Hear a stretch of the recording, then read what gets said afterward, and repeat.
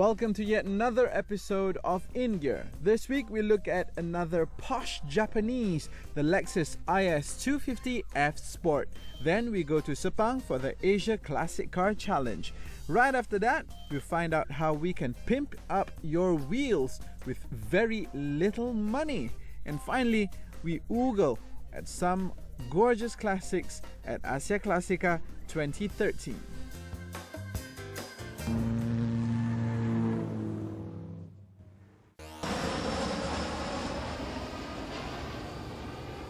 Let's take the nation's best-known businessman, for example, main man himself, T. Fernandez. He said, I can make it.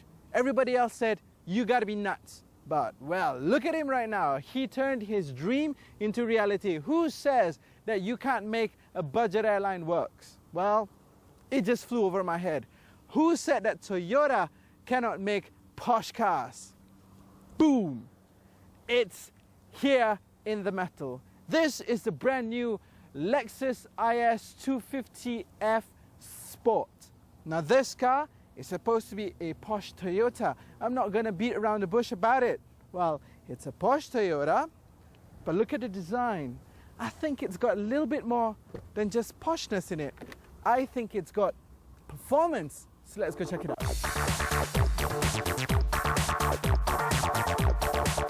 The new IS250 F-sport is heck of a lot sharper than the car it replaces. The spindle grille immediately gives its business end a mean, menacing look.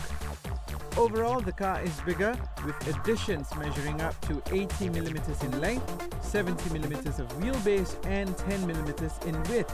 Out back, the visual weight of the car is focused on the rear wheels, with everything from the arches to the tail lamps pointing towards the fat tires where the drive is, as is required of a true sports sedan. And the good stuff continues inside.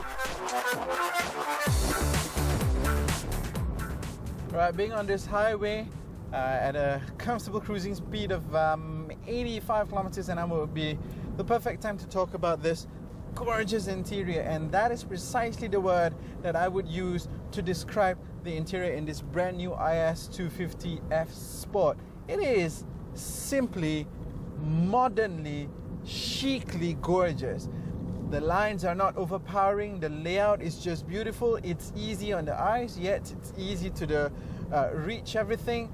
It's a very functional interior, but at the same time it exudes the modernness that one would expect with the brand new 2013 ISs, right? Now, there are 5 key elements that would automatically tell you that we are in the F-sport version and not in the rest.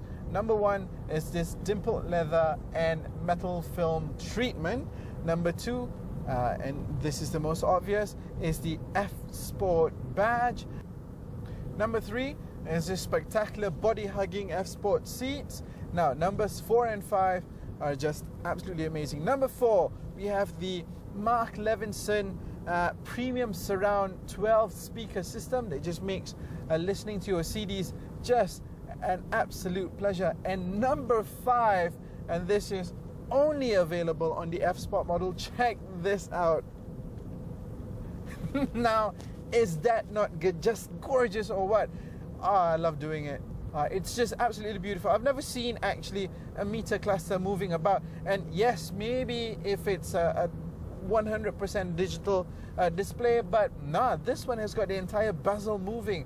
I think that's just gorgeous. Now, apart from that, a little bit here about the driving. You've got a drive mode selector here where you can choose your driving modes. And in the F-sport, you've got 4 to choose from. You've got Eco. If you push it down, you'll get to normal, and if you turn the knob to the right once, you will go into the sport mode, and once again to Sport Plus.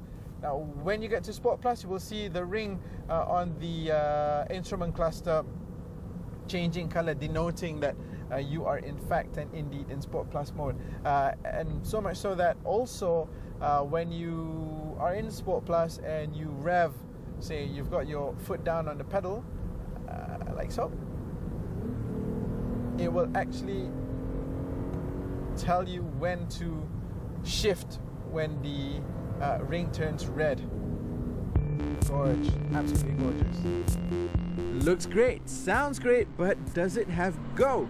The car comes with a creamy 2.5 litre V6 petrol lump with DVVTi and high pressure D4 direct injection.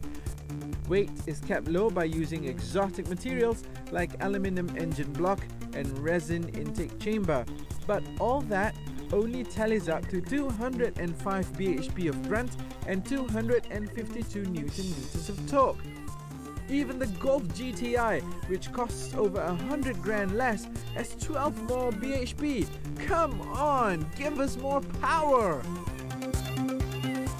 So I had an entire day to play with this car from dawn to dusk almost. The questions, whether this car is posh and comfortable, that's a given. Is it reliable? Well, the boss is Toyota. You know that it will be.